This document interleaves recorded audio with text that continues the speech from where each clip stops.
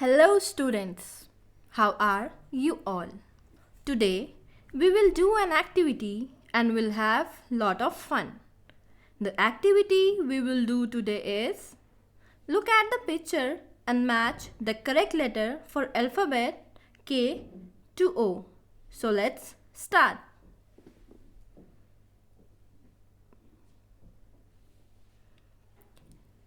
K for kite.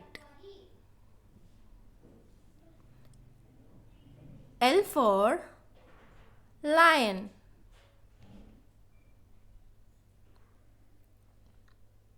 M for monkey. N for needle.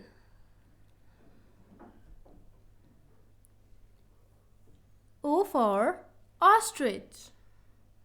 Hope you have enjoyed this activity. Thank you and have a nice day.